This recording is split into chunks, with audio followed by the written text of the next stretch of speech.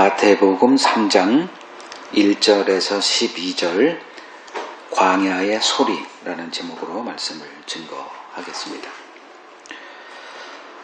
먼저 1절에서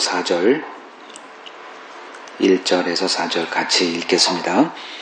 그때에 세례 요한이 이르러 유대 광야에서 전파하여 말하되 회개하라 천국이 가까이 왔느니라 하였으니 그는 선지자 이사야를 통하여 말씀하신 자라. 일러스되 광야에 외치는 자의 소리가 있어 이르되 너희는 주의 길을 준비하라 그가 오실 길을 곧게 하라 하였느니라. 이 요한은 낙타 털 옷을 입고 허리에 가죽띠를 띠고 음식은 메뚜기와 석청이었더라.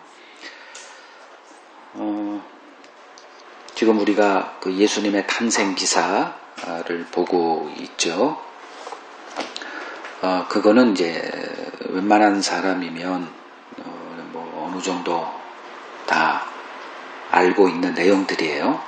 근데 마태복음 지금 우리가 기사를 쭉 보고 있는데 벌써 한 번, 두 번, 세 번 오늘까지 3절에 보면 어떤 사건이 있어요. 오늘은 광야에서 한 사람이 이제 그 하나님의 말씀을 흔히 대언한다고 그러죠. 받은 말씀을 전하는 것, 그걸 대언하다, 대신 전하다 그거죠. 근데 이제 요한이라는 자가 등장을 해요.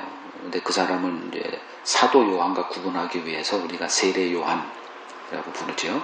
그러니까 물로 세례를 주는 일을 이제 행한 자였기 때문에 이제 세례 요한.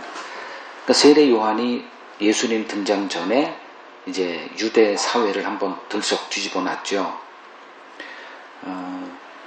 여기 5절에 보면 이제 예루살렘과 온 유대와 요단강 사이에 사방에서 모두 다 그에게 나와 세례를 받고 그의 설교를 듣는 일이 벌어진 거예요.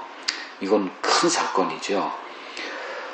이걸 모르는 사람은 없단 말이에요. 예수님이 등장하기 전에 세례 요한이 먼저 그 사회를 한번 뒤집어 놓습니다.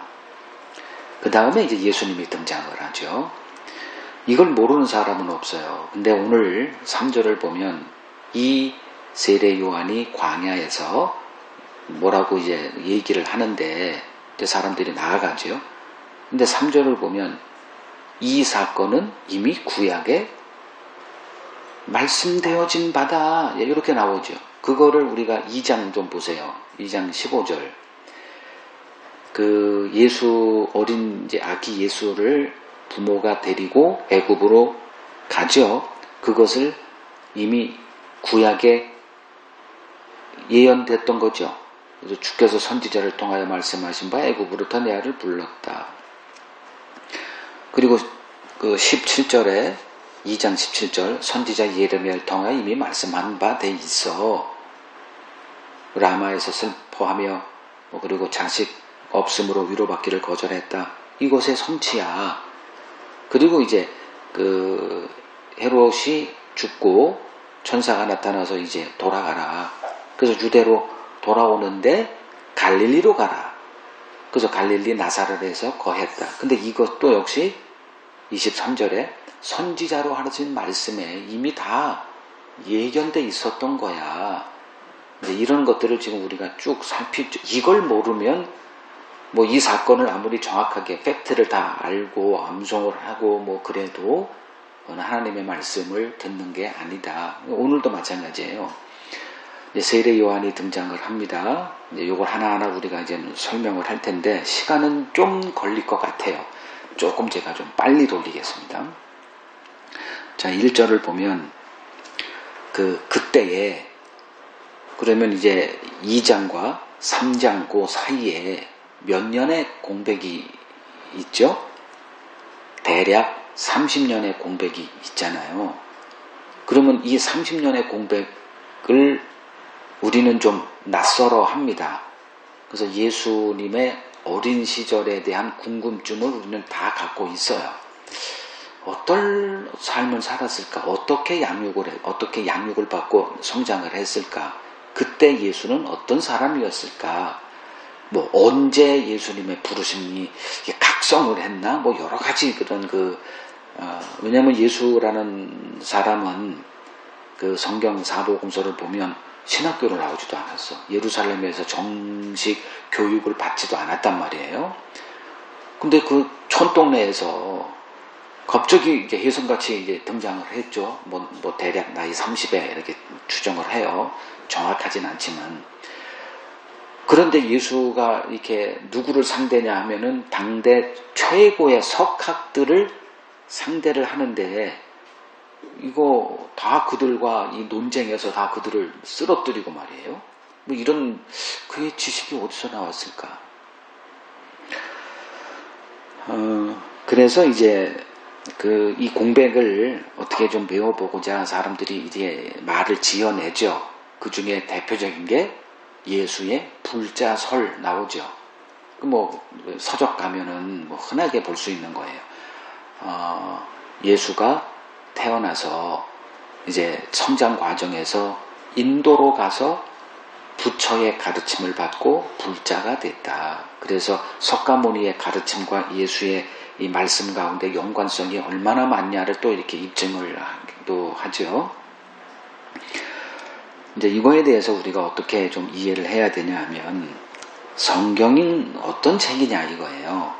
성경은 우리 호기심을 채우는 그러한 즉 우리에게 친절한 책은 아니올시다예요. 보면 알아요, 여러분들이. 근데 이런 것들을 이제 보지 않고 이렇게 중간에서 어떤 설명을 우리는 듣고 성경을 대합니다. 목사님의 이렇게 막 이렇게 연결되어진 어떤 뭐 전통이라든가 뭐 천주교 같은 거는 뭐 비할 데가 없죠. 마리아는 또 어떻게 태어나고 어떻게 그 하늘로 승천했냐까지가 다 이렇게 만들어낸 것들 그런 것들이 머리에 남아 있는 거예요. 이거는 이제 우리들에게는 좀 이해가 쉽죠. 이렇게 갑자기 30년 붕 떠가지고 뭐 누가복음 2장인가 거기에 12살 때 잠깐 없었던 일이 벌어진 것 외에는 예수 어떻게 생겼는지 사진 하나 없어요. 그러니까 인류의 한 30%가 예수를 믿고 따르고 있지만 그분의 사진 하나 얼굴이 어떻게 생겼는지 못생겼는지 잘생겼는지 그냥 예수라고 하는 영화에 나온 그 서양 배우 수염이 좀 덥수룩하고 미남이잖아요. 뭐 요 정도? 그건 근거가 하나도 없는 것들이죠.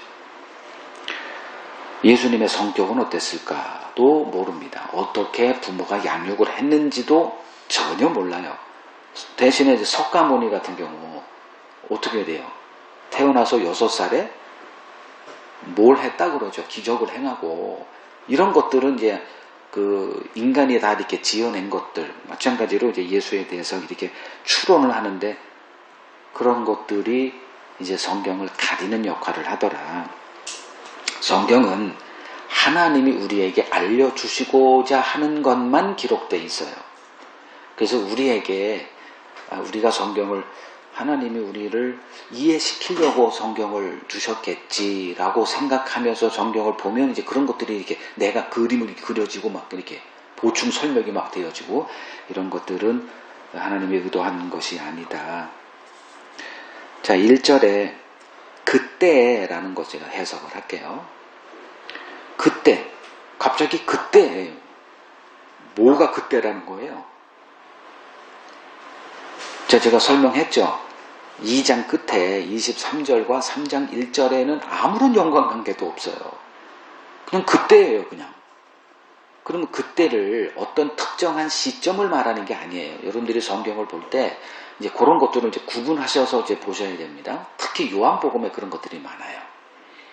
때란 너희 때, 뭐 내 때, 뭐 이런 것들 이제 대표적으로 그러죠. 그러면 그 때라는 게 뭐냐? 상태를 얘기하는 때지 어느 특정 시점, 뭐 물리적인 뭐 1910년, 뭐 2020년 뭐 이런 걸 말하는 게 아니에요. 지금 그때라는 것은 뭐냐면 그 구약이 말라기서 끝나잖아요. 그로부터 세례 요한이 등장하기 전까지 하나님이 이스라엘에게 뭘 중단하시죠? 계시를 중단하죠. 거의 400몇 년 동안 하나님이 침묵하세요. 그러니까 완벽한 어둠 속에 있을 때 이제 하나님이 구약 마지막에 예언했던 그 엘리야를 보내겠다. 그 엘리야가 이제 이 세례 요한을 말하는 거죠. 그건 예수님이 정확하게 이렇게 짚어서 얘기했어요. 그러면 그때라는 것은 뭐다? 하나님의 계시가 중단되어 있었던 유대인들의 영적 상태를 얘기를 하죠. 그러면 그들이 그 유대인들은 지금 그럼 하나님과 관계가 끊어졌냐? 그건 아니에요. 영적으로 보면 끊어져 있는 상태인데 신앙생활은 그냥 계속 해왔어요. 제사 드리고 성전 예배 있고 뭐 헌금도 하고 11조도 있고 뭐 안식일도 있고 뭐 깨끗하게 하는 정결주례 하나님의 말씀은 그대로 이렇게 지켜 행하는, 그러나 하나님의 말씀은 중단되어 있었던 유대인의 그 상태에서 이렇게 보시면 되는 거예요. 마치 어떤 거로 비유할 수 있냐. 우리가 출생한 후에 뭐 교회도 다닐 수 있죠. 부모 따라서. 뭐 내가 뭐 교회를 알아서 교회 다닙니까? 그냥 떠밀려서 이렇게 다니잖아요. 친구 따라다니고 뭐 따라다니고 뭐 이렇게 하다가 그때를 말해요. 하나님의 말씀은 그냥 문자에 이렇게 국한되어 있어요. 뭐 성탄절이면 뭐 이렇게 전해들은 전통적으로 어디 초막 같은 곳에 하늘에 별이 있고 뭐 동방박사 있고 마국간이 있고 뭐 이런 성경 어디 근거도 없는 그냥 우리들이 그냥 기독교인들이 알고 있는 어떤 거. 그리고 교회 생활 하죠. 그리고 말씀이 있고 목사님의 지침이 있고 교인들 간의 그런 그 대인 관계가 있고 신앙 생활 혹은 교회 생활이라고 하는 이제 그러한 뭐 상태죠. 그러니까 하나님의 말씀이 전혀 그 계시로서 이렇게 하나님의 말씀을 받지 못한 상태, 그거와 이제 비슷하다 이렇게 보시면 될 겁니다. 하나님이 찾아와야 말씀이 들려요. 그냥 우리는 뭐 이렇게 이것도 책이니까 학습은 우리가 잘하잖아요. 어려서부터 공교육을 몇십 년 받잖아요. 뭐 교회에서도 뭐 말씀 들을 때 볼펜 뭐 종이에다가 이렇게 막 쓰는 모습들은 다 갖고 있죠. 그러한 상태에 이제 세례 요한이란 자가 등장을 해요. 어떻게 됐을까? 어떻게 이 사람이 등장했을까? 하나님이 찾아왔으니까. 지금 여기서는 그 요한이 어떻게 부름받았다는 없지만 요한복음 1장에 보면 하나님이 나에게 세례를 주라고 광야로 보냈다는 자기 고백이 있거든요. 부름받은 거예요. 부름받고 요한의 탄생 기사는 여기는 없죠. 근데 누가복음엔 또 탄생 기사가 있어요. 그의 아버지와 어머니가 어떻게 이제 그를 이제 이렇게 잉태하게 되고 그에 대한 예언들이 뭐 다 기록이 돼 있죠. 근데 여기는 그건 없고 세례 요한이 갑자기 등장을 합니다. 근데 세례 요한을 하나님이 부르신 거예요. 어디로 보냅니까? 광야죠. 첫 번째 키워드가 광야예요. 오늘 설교에서. 광야를 이제 이해해야 됩니다. 왜 하필이면 예루살렘 있잖아요. 성전도 있고 모든 게 다 세팅이 잘 돼 있어요. 오늘날 우리나라 한국만 보더라도 교회 없는 마을이 없어요. 얼마나 뭐 수백억씩 투자합니다. 우리가 어디서 만나자 하면 어느 교회 옆에 하면 뭐 다 알아요. 랜드마크가 다 교회 건물이 돼 있거든요. 예루살렘이 그렇거든요. 예루살렘에서 하나님의 말씀이 선포될 모든 뭐 음향기기, 뭐 에어컨 빵빵하고 의자, 좋은 의자 다 깔아놓고, 근데 하나님의 말씀을 전파할 자를 선택해서 예루살렘으로 보내지 않고 어디로 보내? 광야로 보내더라. 이걸 이해하셔야 돼요. 여러분들 이제 광야라고 하는 이 어휘, 우리가 지금 그 마태복음 1장부터 뭐 족보, 계보가 뭐야? 하나님의 선택된 자들만 하나님의 나라 보내더라. 그런 의미들을 지금 하나씩 배워가고 있죠. 예수, 이름이 둘이에요. 하나님이 구세주로 보냈는데 이름을 두 개로 보내죠. 구약에서는 임마누엘이다. 그리고 또 하나는 예수. 예수라는 이름은 내 백성을 그들의 죄로부터 구원할 자. 아예 못을 박아놓은 어떤 이런 것들. 그리고 이제 그 동방박사에 따라서 이제 계속 어휘들이 등장하죠. 그거를 이제 우리가 마태복음을 통해서 정리하자는 거예요. 이걸 놓치면 그냥 또 듣는 거예요. 그냥 또 설교 듣고 뭐 누가 못합니까? 지금까지 계속 어휘들이 쭉쭉쭉 등장했는데 오늘 세 가지 어휘가 등장합니다. 그 첫 번째가 광야입니다. 광야. 하나님께서 요한을 대언자로 부르세요. 그리고 그를 광야로 가서 말씀을 전하라 이렇게 하세요.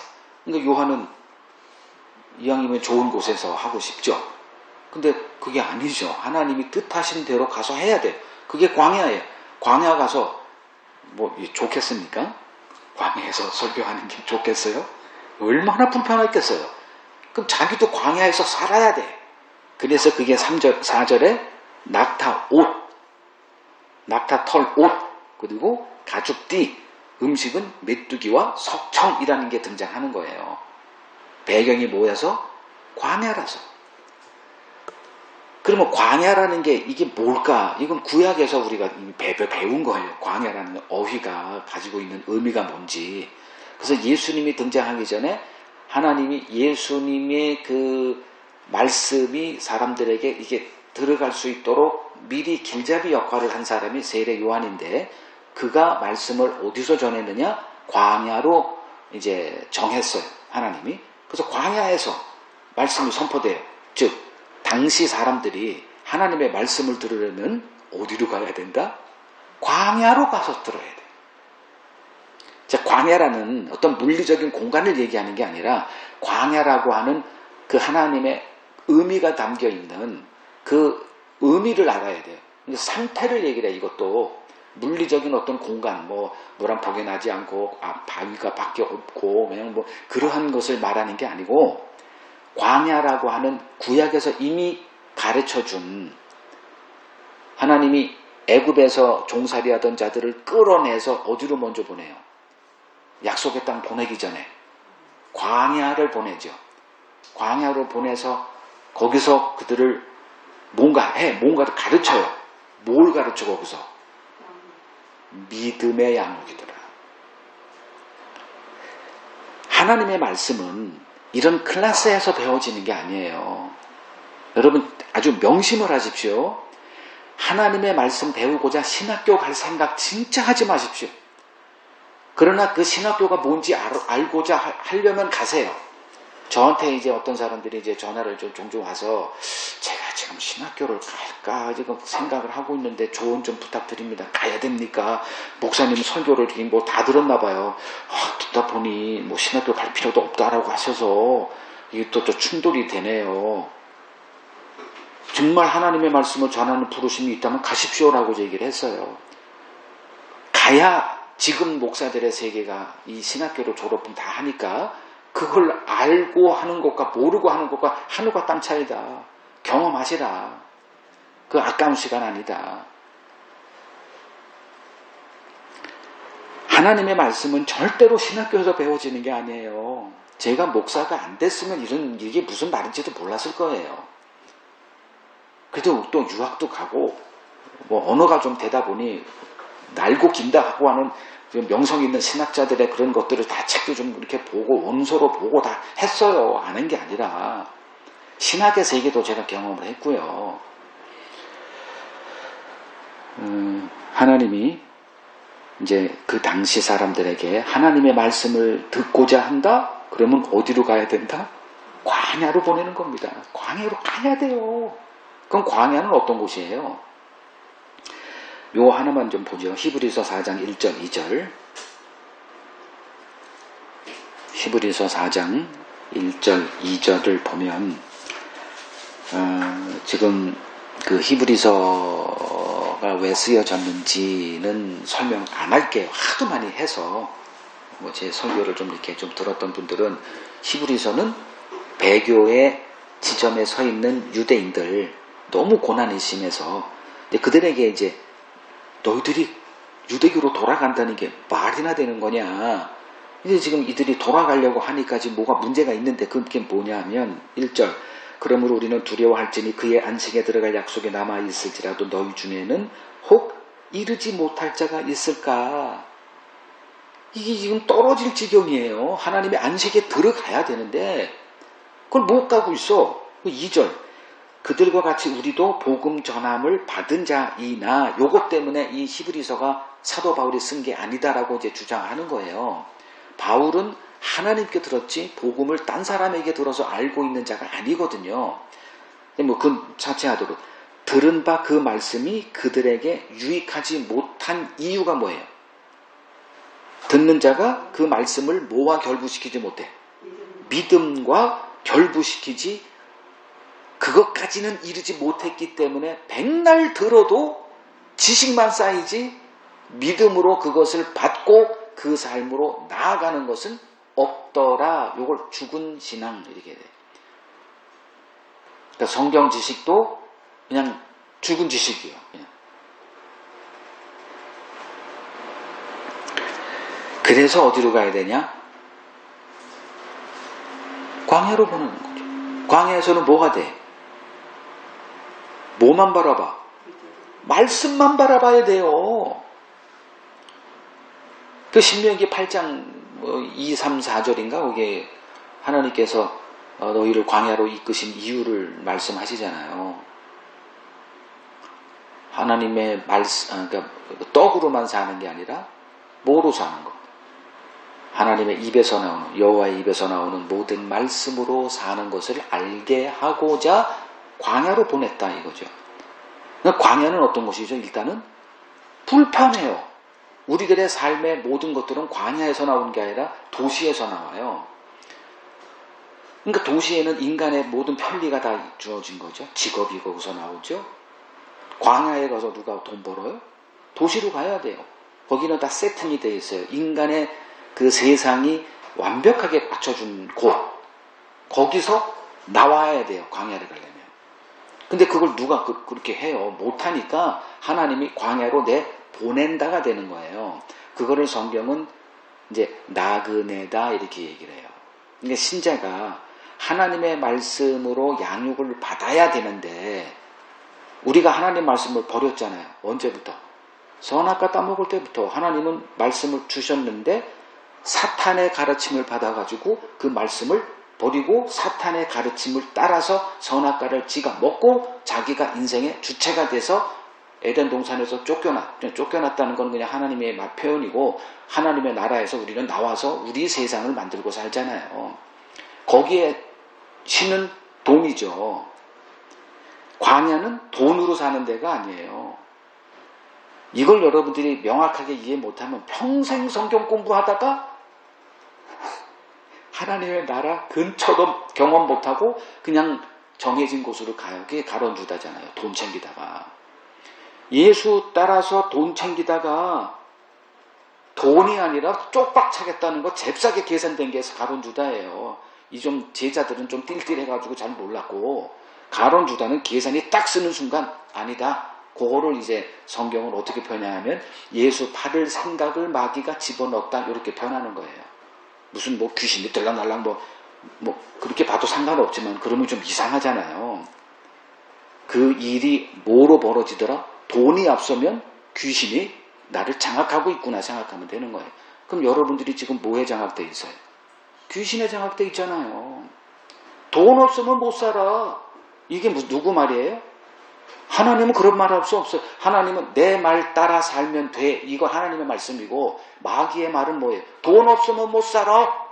이게 누구 말이에요 오늘날? 목사들의 말이잖아요.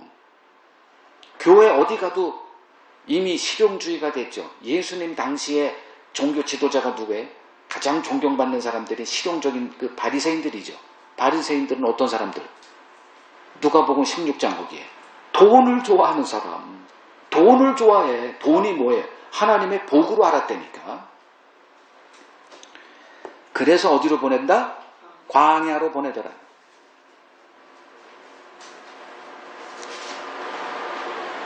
광야는 뭐 하는 곳? 믿음의 양육을 받는 곳. 아예 그냥 물리적으로 돈과 관련이 없는 곳으로 보내버린다니까. 근데 우리는 그런 곳으로 가면 하나님께 저주받은 줄 알아요. 그게 하나님이 우리에게 대한 하나님의 은혜인데 그걸 오늘날 기독교는 뭐로 얘기를 해? 저주받았다 너 인생 왜 그래? 이렇게 얘기를 한다니까요.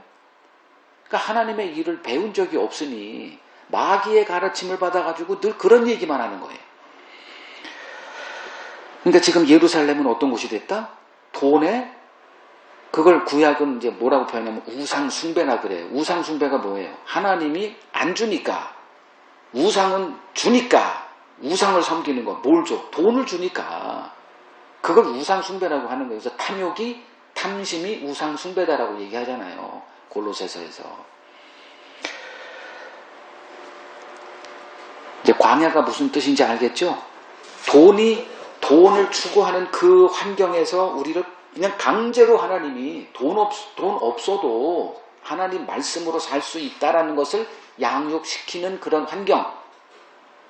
그걸 광야다 얘기한다 이거예요. 하나님의 그러니까 떡으로 산다. 떡이 뭐예요? 돈이잖아요. 떡으로 사는 게 아니라 뭐로 살아?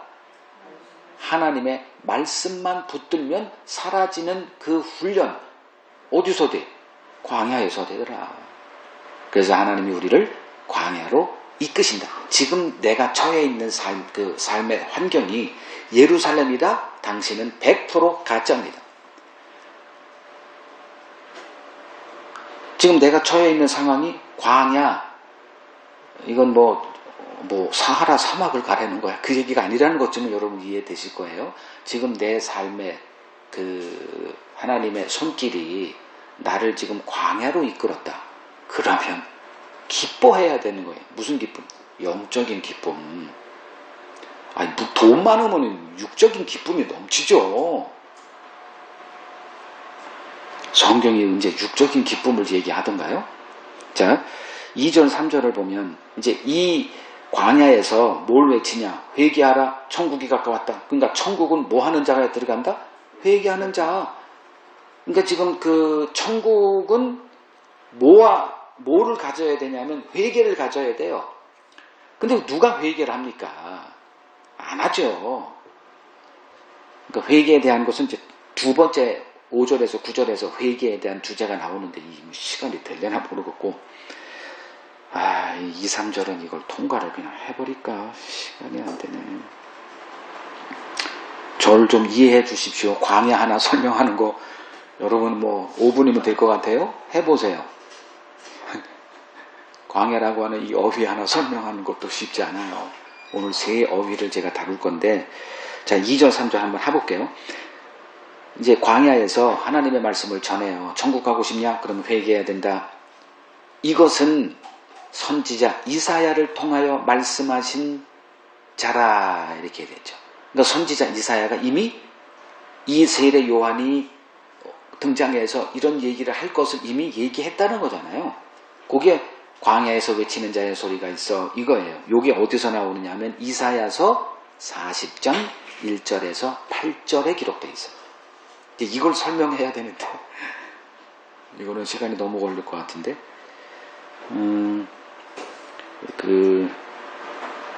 어느 정도 얘기는 한 것 같으니까 광야는 여기서 제가 중단을 하고 이사야서 40장 1절 8절 내용은 제가 원고로 은목마을에 다 올리겠습니다. 그러니까 그거를 공부하실 분들은 하시고 그냥 광야 하나만 제대로 이해해도 된다. 이렇게 말씀드릴게요. 이제 5절 9절 읽겠습니다.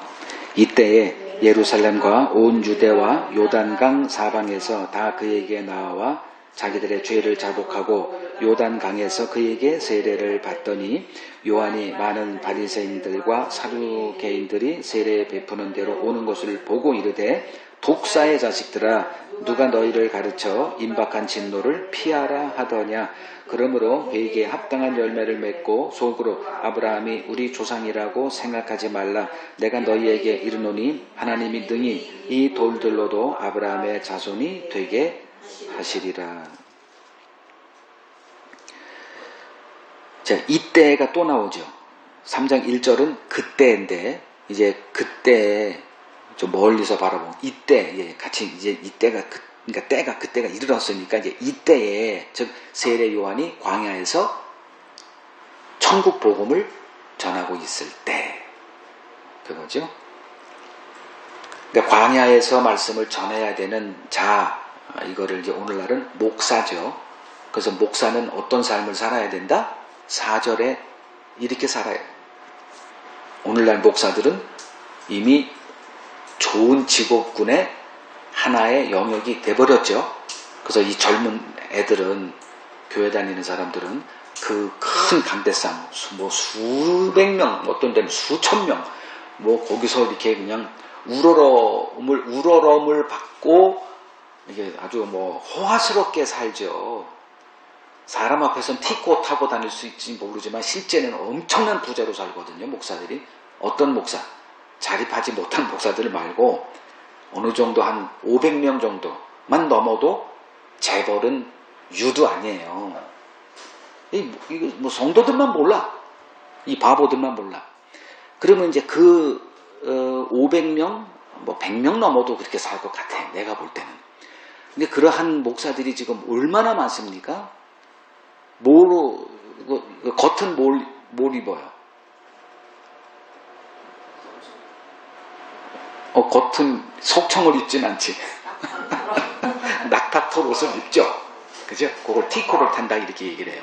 예전에 그 무슨 교회, 명성교회 김삼원 목사가 이제 비행기 해외에 나갔다가 이제 공항에 도착해서 이건 유명한 일하니까 내가 지어낸 것도 아니고 큰 뭐 좋은 차를 장로가 타고 왔는데 야 내가 이걸 타고 그 성도 거기 교회를 가면 사람들이 빨리 티코 가져와 해가지고 티코를 타고 가니까 사람들이 우리 목사님이 뭐 이랬다는 거. 이거는 그냥 뭐 누구나 다 해요. 뭐 미자립교회 목사들은 꿈이 뭐예요? 그런 목사예요. 그놈이나 똑같습니다. 이제 광야에서 말씀을 전해야 되는 게 이제 목사인데 어떻게 살아야 된다? 4절 이렇게 살아야 된다. 이것쯤은 그냥 상식으로 알고 있어야 하는 거죠. 왜 그 요한이 이런 걸 했느냐? 나 검소해 요지랄 하려고 한 게 아니라 뭐 하려고? 광야에서 전해야 되니까. 자, 이제 이때 이제 사람들이 이제 갔던 사람들 그 세례 요한의 그 설교를 듣고 이제 전파가 됐겠죠? 그의 이 메시지가 이전에 들었던 메시지가 아니요. 그러니까 이제 사람들이 이제 일파만파 이제 소문이 들리고 그래서 모든 사람들이 다 광야로 가서 그의 설교를 듣고 뭐 한 거예요? 세례를 받았죠. 자, 그때 또 한 사람들이 나와요. 그러니까 6절에 자기들의 죄를 자복하는 자들이 있고 또 하나 7절에 바리새인과 사두개인들이 또 등장하죠. 즉 광야에 말씀을 전하고 있는 세례 요한에게 나온 부류가 두 부류라는 거죠. 첫째 부류는 어떤 자들? 죄의 눈이 열린 자. 요걸 하나님의 감동을 받은 자 이렇게 돼요. 그러니까 하나님의 말씀을 들을 때 두 반응이 있어요. 하나는 그 말씀이 내 죄를 드러내는 일이 벌어지는 사람. 내 죄가 드러나요. 하나님 앞에 내가 나아갈 수 없는 자라는 거. 이런 한 부류가 있고 또 하나는 어떤 부류? 바리새인과 사두개인 같은 부류. 이 사람들이 광야에서 세례를 베풀고 있는 요한에게 나아간 이유는 뭐죠? 세례 요한을 평가하려고. 그러니까 한 부류는 그냥 말씀 앞에 내 영혼을 그냥 이렇게 빨개벗은 모습으로 내모는 사람이 있고 또 한 사람은 옷을 그대로 입고 평가하고 판단하는 두 종류 사람이 있어요. 그러니까 그걸 보통 이렇게 유람한다 그러죠. 그러니까 맛집 찾아서 이렇게 돌아다니는 것처럼 오늘날 이제 뭐 서울 마곡동에 김승호 목사 뭐 한데 이렇게 그냥 한번 들어보러 갈까 이렇게 누구랑 같이 갈까? 뭐 이렇게 유람 이렇게 하는 사람. 서핑 한다고 그러죠. 말씀을 이렇게. 어떻게 한대? 예배당은 어떻대? 뭐 하고 있든 뭐 어떻게 설교한대? 뭐 서서 한대? 앉아서 한대? 저는 앉아서 하잖아요. 그럼 세례는 뭐냐? 그러니까 두 번째 키워드는 회개라 그랬죠. 회개. 그러니까 이 사람들이 나와서 이제 세례를 이렇게 하나님이 하라고 하니까 하는 거예요. 물세례를 주고. 그 뒤에 세 번째는 10절, 12절에 성령 세례가 등장을 합니다. 그러니까 물세례는 우리가 하는 거예요. 성령 세례는 하나님이 하시는 거고요. 그러면 세례 요한은 뭐 하는 거다? 물세례 하는 거예요. 물세례는 뭐 하는 거냐? 설교예요. 설교로 사람이 바뀐다? 뻥치지 말아요. 이런 목사들이 넘쳐나죠. 나같이 설교 이렇게 뭐 잘한다고 말은 안 하지만 나같이 이렇게 설명을 아주 그냥 자세하게 쏙쏙 이해되게 이런 목사들, 이런 사람들이 사기꾼들인데 생명은 설교로 되는 게 아니고요. 뭐로 되느냐? 여기 뒤에서 나오는 성령 세례로 생명이 주어져요. 거듭난다고 하는 거. 자, 지금은 이제 회개예요. 회개는 그러니까 설교는 뭐 하는 거냐? 그러니까 지금 세례 요한이 광야에서 하나님 말씀을 전하죠. 전하고 한 게 뭐냐? 물세례죠. 그러니까 물세례는 뭐냐? 설교예요. 이게 너무 갑자기 그냥 붕 떠가지고 좀 하여간에 그렇게 보시면 돼요. 물세례는 뭐 하는 거냐? 설교다 생각하시면 돼요. 지금 여러분들 뭐 하는 거예요? 물세례 받고 있어요. 그럼 세례는 뭐 하는 거냐? 애굽에서 나온 이스라엘 백성들 어디로 통과해? 그렇죠. 요단강 가기 전에 어디를 통과하더라? 홍해를 건너더라. 홍해를 건넜다가 무슨 의미예요? 죽어라죠. 그죠? 우리가 다 물속에서 세례를 받았다. 이렇게 애굽에서 나온 후에 그걸 여러분들이 이제 다 연결을 시켜서 이제 그 홍해 지난 거 물이 갈라지고 모세가 쉽게 영화도 있고 그 모르는 사람이 있나요? 그거 안다고 뭐 무슨 의미예요? 의미가 뭐더냐? 왜 하나님이 애굽에서 건져낸 그들을 홍해로 인도해가지고 애굽인들이 그걸 보고 아우 저 멍청이들 우리가 어떻게 바보가 됐나 해가지고 다시 끄집어 군대를 보내가지고 다시 데려오려고 했잖아요. 왜 이런 번거로운 일을 해요? 세례가 뭔지를 가르쳐 주려고. 거기서 다 죽이는 거예요. 근데 죽었으나 살았죠. 물속에 들어가는 애굽인들 다 죽었어요. 그러니까 유대인 이스라엘도 물속에 이렇게 바닷속으로 들어가 죽어야 됐는데 안 죽었잖아요. 마른 땅이 되게 했잖아. 그러니까 실제는 죽었어야 됐는데 살아났잖아요. 그게 세례되니까요. 그러면 세례는 뭐의 의미냐? 세상 애굽에 비유되는 세상에서 나오는 거 이거 하지 않고 뭐 세례 받아야 되나 뭐 세례 문답 받고 뭐 12제자 외우고 12지파 좀 이렇게 외우고 뭐 학습 이렇게 하잖아요.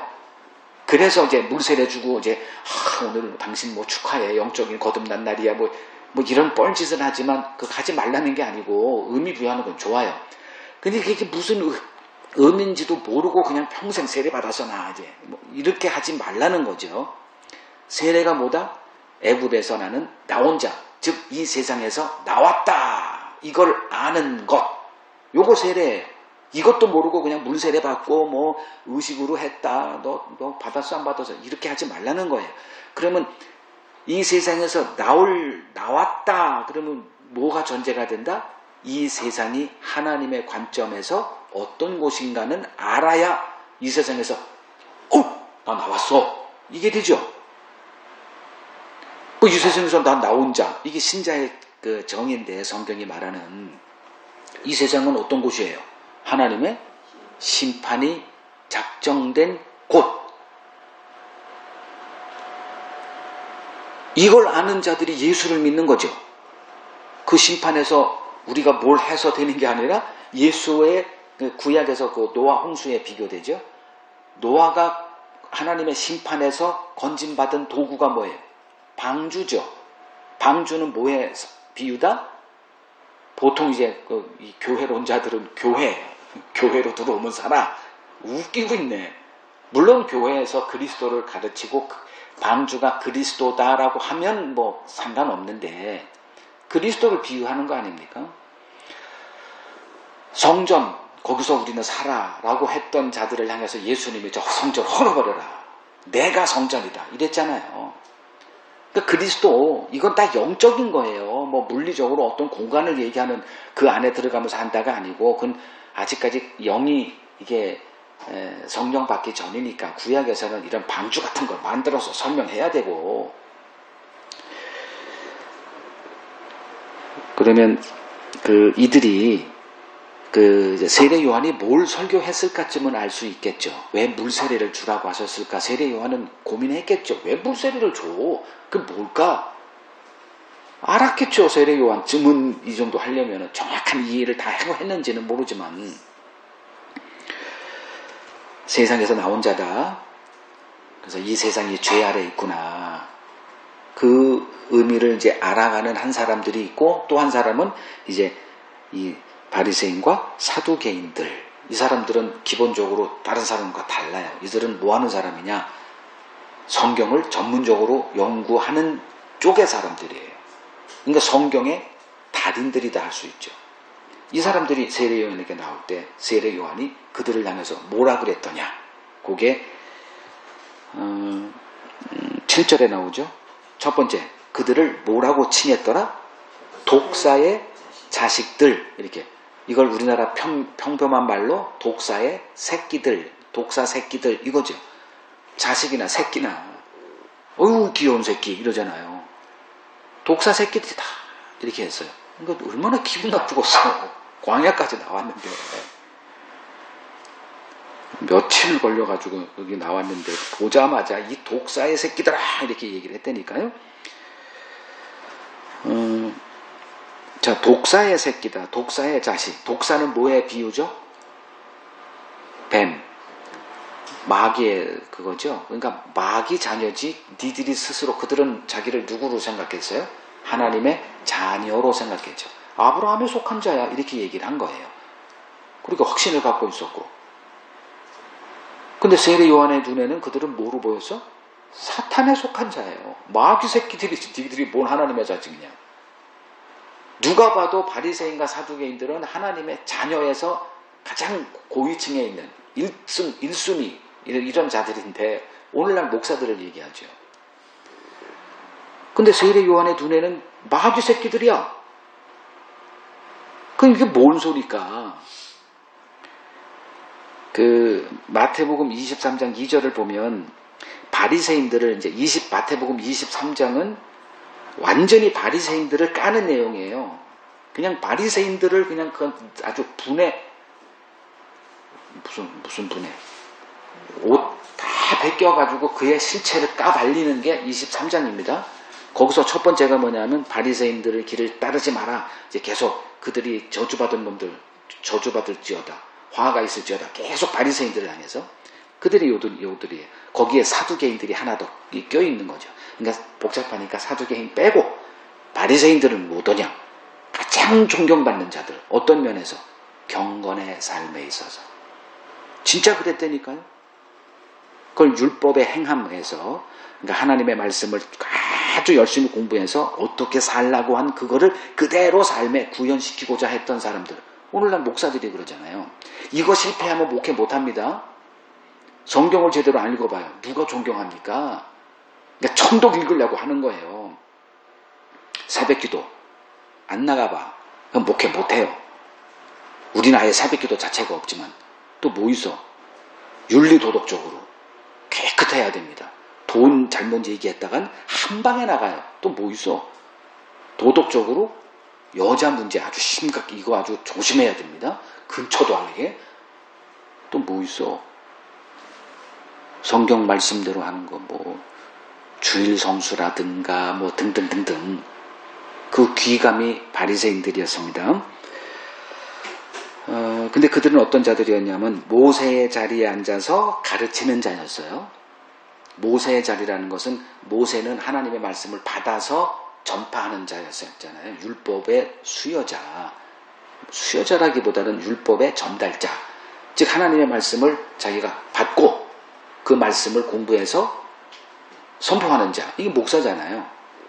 그게 이제 바리새인들이에요. 이제 그들의 성경 지식이 어떻길래 세례 요한에게는 그냥 마귀 새끼로 이렇게 그들을 불렀을까? 그들의 성경 지식은 그들을 어떻게 했더냐? 이것만 말씀드릴게요. 우월감에 사로잡히게 했어요. 나 하나님 말씀을 알아. 알지 말라라고 얘기하는 게 아니라 그 성경 지식은 우리를 어떻게 이끄더냐가 이제 근데 거꾸로 간 거예요. 성경 지식은 우리를 어떻게 하더라? 회개, 그걸 낮게 만들어요. 근데 성경 지식을 이 바리새인들은 자기를 어떤 것으로 이렇게 수단을 삼았냐면 우월한 남보다 좀 나아 이렇게. 아무래도 많이 한 건 낫겠죠. 조선시대에도 이제 한글을 이제 세종대왕이 창제할 때 그 4대부가 목숨을 걸고 우리 평민들의 이 차별이 없어지는 걸 목숨을 걸고 막았다니까 그들이. 그러니까 목사들도 아는 거 뭐예요? 세상을 압니까? 물론 세상 요새 잘 알대. 부동산 박사도 되고 성경 지식 하나거든요. 그냥 성경 한 권 가지고 먹고 사는 게 목사예요. 그러면 성경 지식을 많이 알고자 그걸 내세워야 되니까 뭘 해요? 천독했어. 뭐 삼천독했어. 뭐 이런 얘기들이 이제 이렇게 회자되는 게 바로 그거예요. 천독했으면 달인이겠지. 이렇게 쏘아 넘어간다니까. 이 순진해가지고. 그들이 바리새인들이에요. 그거를 자기 자랑으로 이렇게 몇 도 그랬어? 그러면 그러니까 성도들은 또 그 흉내낸다고 뭐해요? 성경 통독으로 1년에 두세 번을 읽고 몇십 10년 20년만 되면 50독 나도 100독 돼. 장로들 뭐 이렇게 하는 이유가 바로 그런 것들이거든요. 뭘 만든다? 마귀 새끼들을 만들어가고 있어요. 성경 지식, 바른 성경 지식은 회개로 이끄는 거예요. 회개가 뭐예요? 내 하나님 앞에 내 얼굴 들 수가 없다. 이게 성경 지식의 성경의 기능이거든. 우리를 그냥 완전히 아무것도 자랑하지 못하게. 근데 어떻게 성경 지식이 나의 자랑거리가 되죠? 성경을 잘못 알고 있는 거죠. 그걸 독사의 새끼다네. 그러니까 그놈들 만나면 다 뭐가 된다? 다 마귀가 되더라. 마귀 새끼들 되더라. 두 번째, 이제 독사의 새끼들아 라고 한 다음에 뭐 했어요? 누가 너희를 가르쳐 임박한 진노를 피하라 하더냐? 그러면 이들은 자 여기서 누가 너희를 가르쳤냐 이거죠. 그러니까 가르침을 받아야 뭐가 나와? 하나님의 진노에서 피하는 일이 벌어지죠. 지금 세례 요한의 눈에 바리새인들은 성경 지식은 뭐 탁월하죠. 어떤 지식? 문자적인 지식. 미가서 5장 2절 뭐가 있어? 다 이렇게 그러면 뭐 감탄하죠. 이런 것 좀 하지 말라는 거예요. 그냥 설교도 이렇게 원고 안 보고 딱 하면은 걸어다니는 성경 박사네 이런 거에 이렇게 비혹 되지 말라는 거예요. 쏟고 내용을 보라는 거예요. 내용. 근데 지금 이들은 어떤 자들이냐면 세례 요한의 눈에 하나님의 가르침을 받지 못하는 자들이에요. 신자는 누구냐? 하나님의 가르침을 받는 자입니다. 시간 관계상 제가 이걸 다 읽지는 않을게요. 여러분들 원고를 좀 이렇게 보시고 성경 구절 여기다 다 담아놨거든요. 그리스도인들, 즉 신자는 누구냐? 하나님이 찾아가서 가르쳐요. 그러니까 하나님의 가르침을 받는 자마다 나에게 나아온다. 요한복음 6장에 나와요. 계속 서신서를 보더라도 하나님이 지혜와 총명을 이렇게 기름 부음, 성령이 와서 가르쳐 줄 거야. 다 이런 개념들이에요. 하나님이 가르치지 목사가 가르치는 게 아니라니까. 하나님이 직접 가르친다니까요. 여러분들 정말 성경을 보실 때 하나님이 이렇게 가르쳐 주심 안에서 성경을 보셔야 돼요. 이게 안 되면 목사 의존되고 목사는 거기다가 뭘 자기 생각만 이렇게 의도된 설교 가르침으로 해가지고 자기 사병 만드는 거, 이 길 벗어날 수가 없을 겁니다. 이제 그들에게 누가 너희를 가르쳐 임박한 진노를 피하라 하더냐? 그 다음에 한 말이 뭐예요? 회개에 합당한 열매를 맺고 속으로 아브라함이 우리 조상이라고 생각도 말아라. 이놈들은 이제 이 말을 합니다.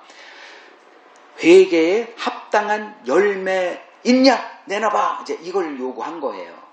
성경 지식 그럼 몇 천독에서 이런 헛소리 하지 말고 성경을 알았다면 뭐가 나타나?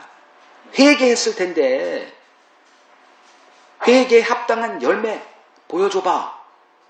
이렇게 된 거예요. 그리고 속으로 아브라함이 우리 조상이다. 착각하지 마라. 자, 회개에 합당한 열매가 뭘까요? 그냥 정답만 갑니다. 자기 의에서 파산한 자. 내 의로 하나님 앞에 나아갈 수 없다는 것에 눈이 열린 것. 요걸 회개에 합당한 열매다 이렇게 얘기를 해요.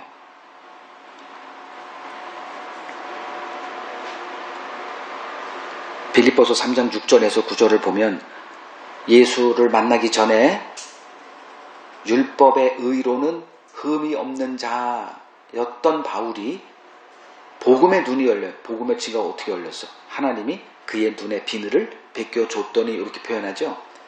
우리 눈에 뭔가 선입관이 있는 거예요. 인간 중심 신학 이런 것들.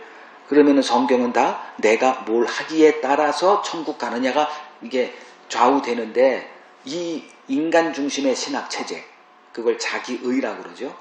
그 율법의 의 완벽했지만 하나님의 은혜가 임하고 나서 복음의 눈이 열렸더니 이건 지옥으로 가는 첩경이었구나. 이게 경건주의, 오늘날 흔히 말하는 성화라고 하는 이 개념이 지옥의 첩경이었구나. 이 길 가고 있었구나를 알게 되고 더 이상 자기 자랑 1도 하지 못하는 것. 이게 회개에 합당한 열매입니다.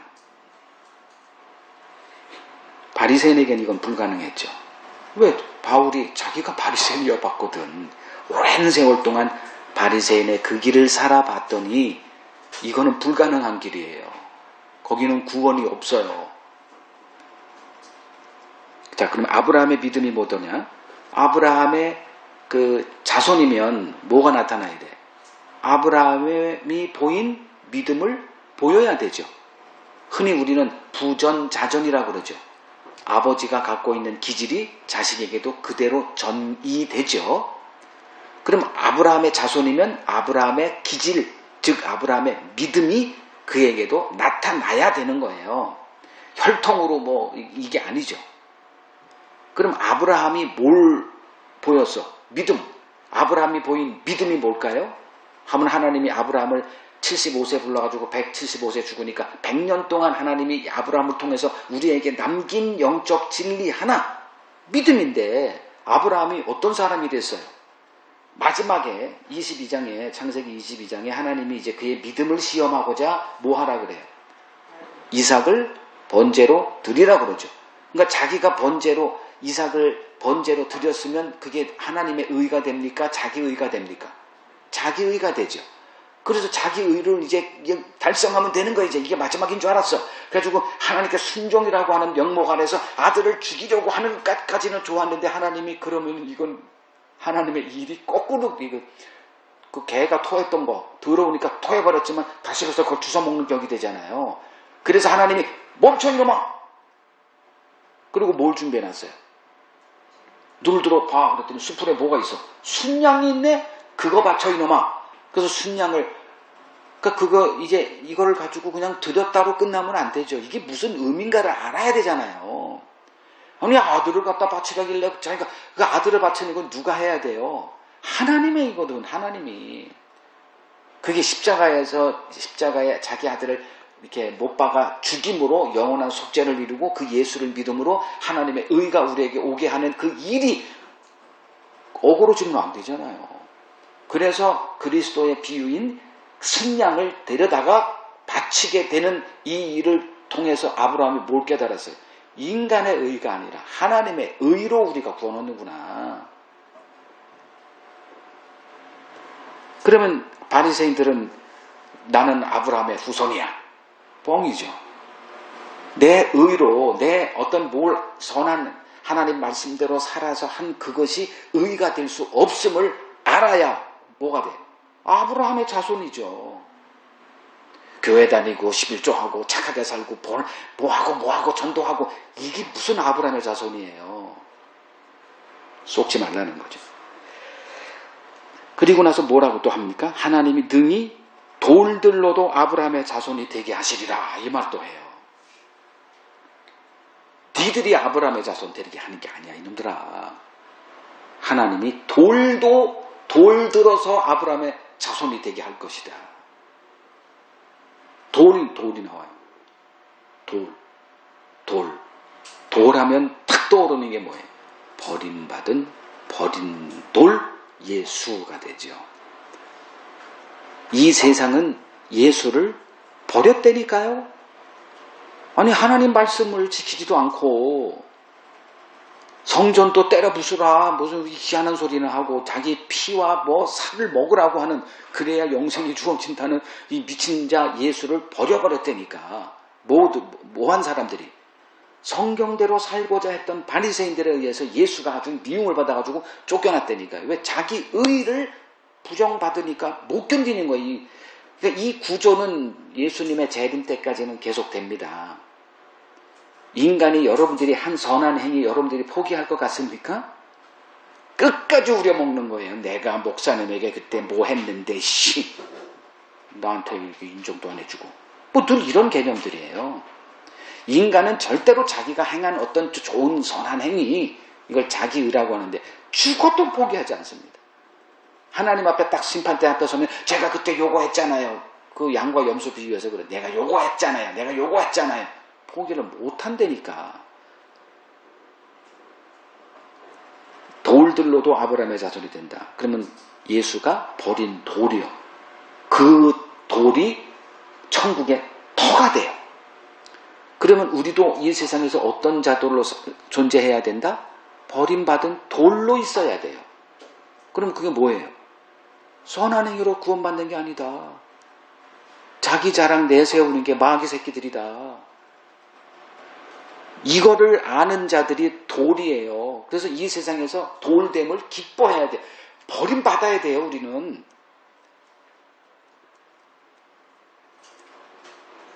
세 번째 거죠. 10절에서 12절 같이 읽습니다. 이미 도끼가 나무 뿌리에 놓였으니 좋은 열매를 맺지 아니하는 나무마다 찍혀 불에 던져지리라. 나는 너희로 회개하게 하기 위하여 물로 세례를 베풀거니와 내 뒤에 오시는 이는 나보다 능력이 많으시니 나는 그의 신을 들기도 감당하지 못하겠노라. 그는 성령과 불로 너희에게 세례를 베푸실 것이요 손에 키를 들고 자기 가장마당을 정하게 하사 알곡은 모아 곡간에 들이고 쭉정이는 꺼지지 않는 불에 태우시리라.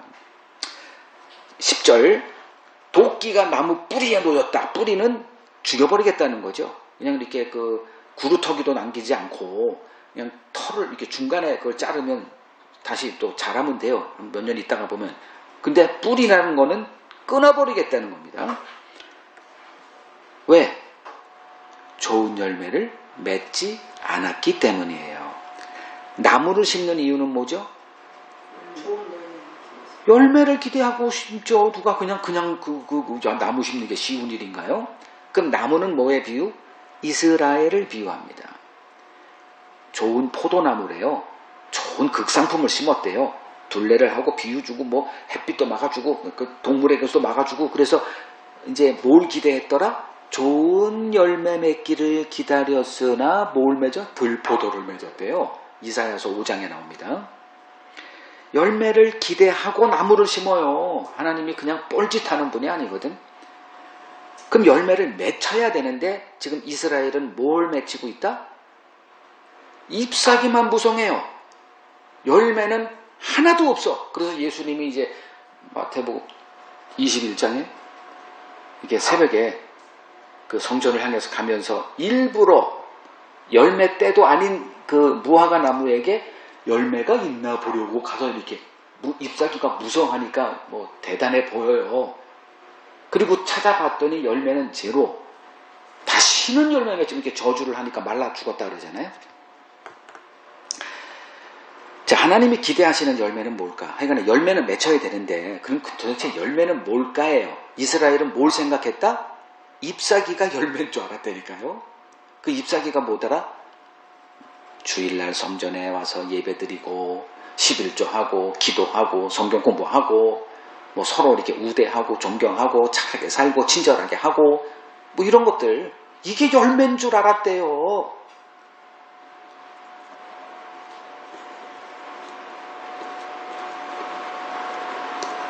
(2000년) 전이나 지금이나 달라진 게 있을까요?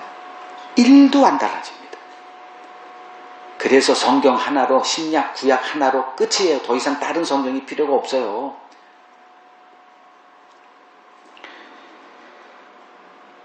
자, 11절 세례 요한이 나는 너희로 뭐하게 하기 위하여 물로 세례를 베풀어요. 회개. 자, 세례 요한이 물 세례를 행한 이유는 사람들로 하여금 회개케 하고자 하죠. 11절에 그게 설교라는 거예요. 설교는 뭐 하는 거다? 성경 해석입니다. 성경을 제가 지금 이렇게 해석을 하잖아요. 한 구절 한 구절 뭐 어휘도 이렇게 해석을 하고, 그래서 뭐하게? 괜히 성경을 내가 많이 알고 있다라고 하는 그 썩어 빠진 것들을, 그 교만이죠. 하나님 앞에 설 수 없게 하는 거, 그거를 다 어떻게 무너뜨리는 거, 요걸 회개로 이끈다 이거예요. 내가 지금 이 정도면 됐지? 이 더운데 좀 더 자고 싶은데 그래도 나왔으니 좀 낫겠지라고 하는 이 의의가 꿈틀꿈틀거리죠. 그냥 남들 아이고 얼마나 좋아요. 그냥 퍼져 자는데 나는 또 그냥 나와가지고 더워 죽겠는데, 요런 자기의, 자기가 생각하기에 선한 행위에 대한 이걸 이렇게 내세우는데 하나님 말씀 앞에서는 그게 다 어떻게 되더라? 개박살이 나버리더라. 그게 물세례예요. 그러니까 성경이 궁극적으로 말하는 것이 뭐냐? 회개하라는 거예요. 회개하라. 그래서 목사의 역할은 뭐냐? 하나님의 진노 아래 놓인 죄인임을 선포하는 겁니다.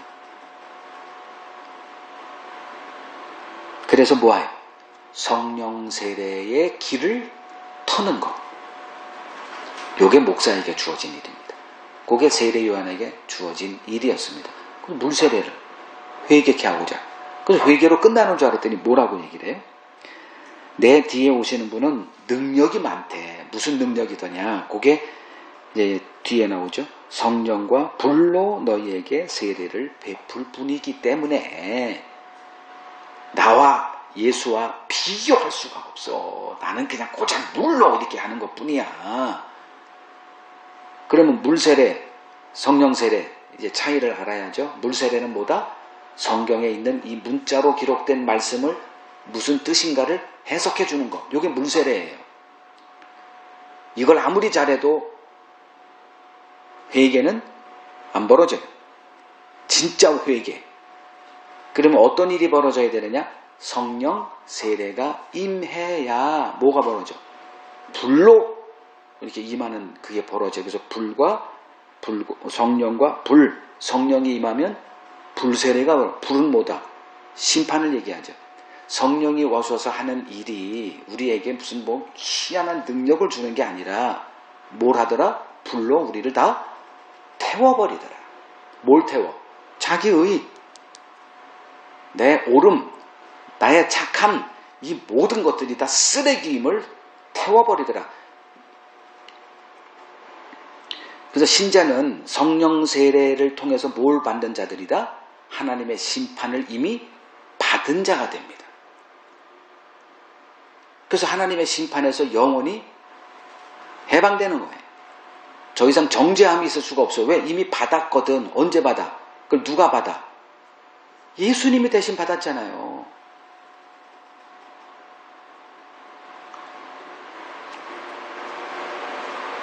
그 성령 세례를 받지 못한 자는 그리스도인이 아닙니다. 신자는 회개의 기쁨에 초대받은 자들이에요. 회개를 통해야만 무슨 기쁨이 주어지더냐? 예수 그리스도께서 이루신 하나님과의 화평을 누리는 기쁨이 주어져요.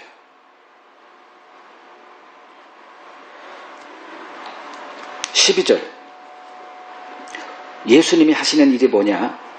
그분이 뒤에 올 텐데 그분은 성령과 불로 세례를 베푸시는데 뭐 하느냐? 손에 키를 들고 자기의 타작마당을 정하게 하사 알곡과 쭉정이를 구분하시는 분이다. 요게 지금 예수님이 지금 행하시는 일입니다.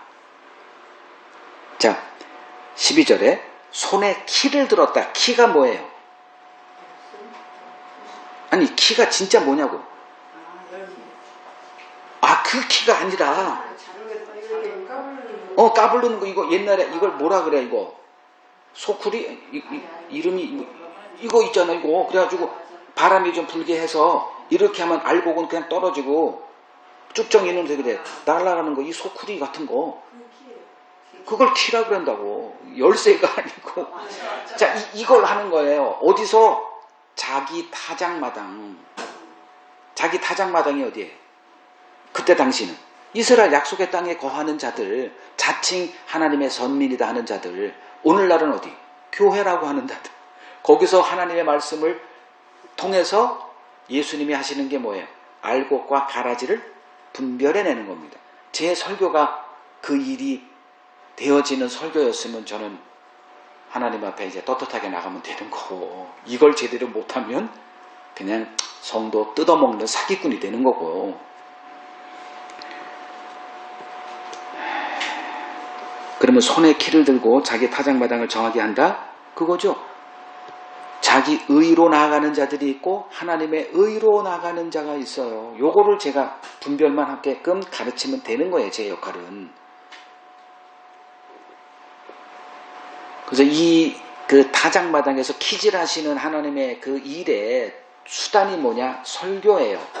세례 요한은 그걸 물세례로 이렇게 표현했지만 물세례가 그래서 설교다 이렇게 얘기를 한 거고요. 제가 지금 하는 일이 그거라니까요. 목사들이 하는 일, 하나님의 말씀을 있는 그대로 그 의미를 선포함으로써 야, 내가 지금 이 쭉정이 길로 살았구나. 그래서 높아진 이 우월감, 지적 교만, 자기 자랑들을 다 쓰레기로 함몰시키고 바싹 엎드려서 그리스도에게 엎드려 그의 발에 입맞추는 자로 세워가는 거. 이 은혜가 이제 임한 자들이 하나님의 택한 언약 백성이다.